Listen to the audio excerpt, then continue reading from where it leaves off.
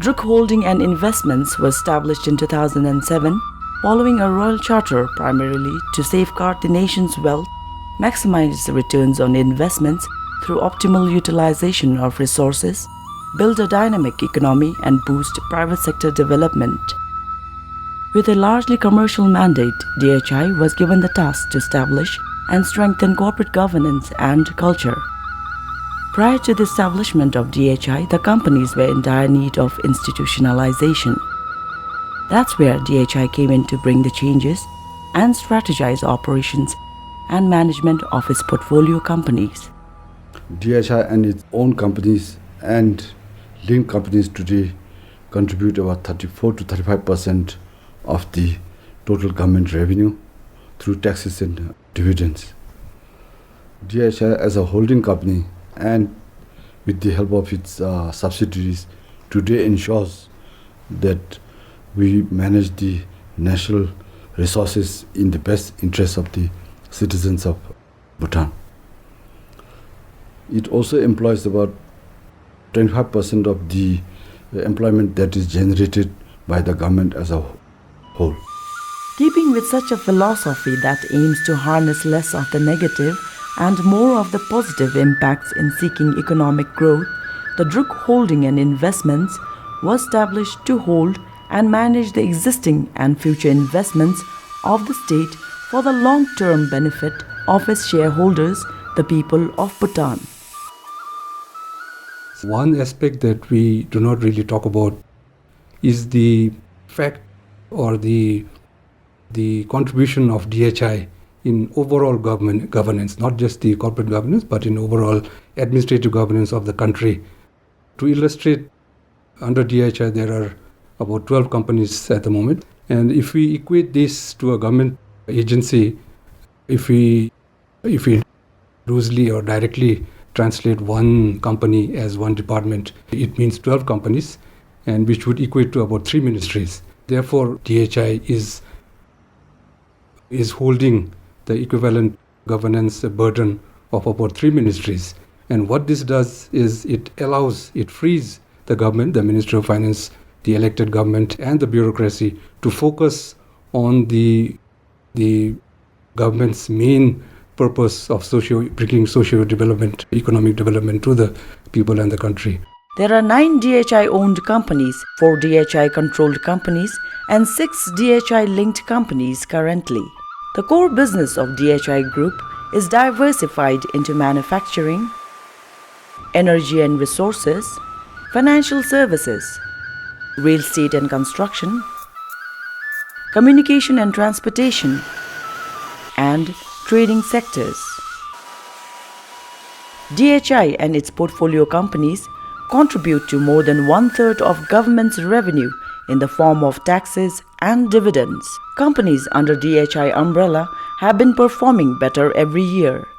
Firstly, in order to build economy, you need financial improvement. And DHI, in my view, has done substantial improvement in the financial figures. People of Bhutan are the shareholders of this company, DHI. Every citizen is a shareholder.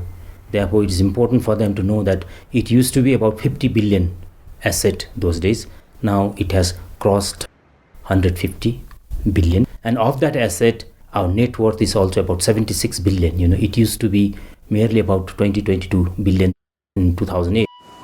Bhutan has an impressive potential of generating 30,000 megawatt of electricity, for which there has been a diversification of various projects. The 4 hydropower plants under Druk Green Power Corporation, a DHI-owned company, collectively generates more than 7,000 million units of electricity in a year.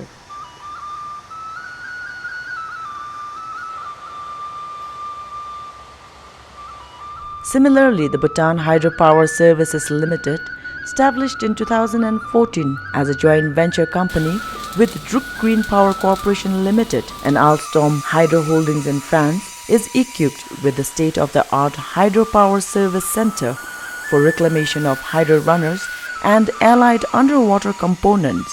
The company is fully managed by the Bhutanese. In January 2015, Construction Development Corporation Limited, joined the many companies under DHI to become a part of the country's investment arm.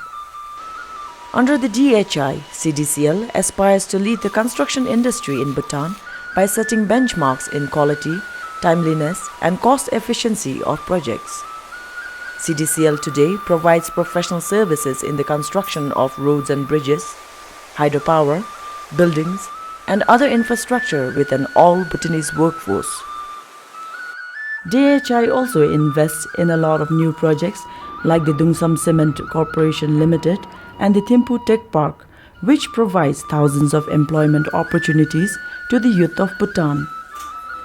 Dungsam Cement is a greenfield cement plant and has an installed capacity to produce more than 4,000 metric tons of clinkers and cement per day under the product brand of Dragon Cement.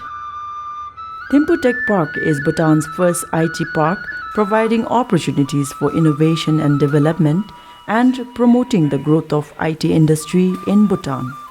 As a company focused on creating employment opportunities for our youth, this low-investment, high-impact project today employs more than 700 Bhutanese youth in the various domestic and international companies that it houses. Similarly, Bank of Bhutan is the oldest and the largest commercial bank with a total branch network of 45 offices spread across the country with its presence in every Dzongkhap. The bank is also one of the first companies to be included in the DHI portfolio companies in 2007. BOB was considered a sleeping giant prior to 2007, but now it has been converted to a fast-moving business house providing banking services. BOB was one of the first, among the first companies to be included in the portfolio of companies under DHI, and following that, the bank has gone from strength to strength, mostly I think because of good governance practices that DHI has introduced. Most importantly, I think that with the formation of DHI, I think the companies owned by the government were more focused in their performance and in the delivery of their services.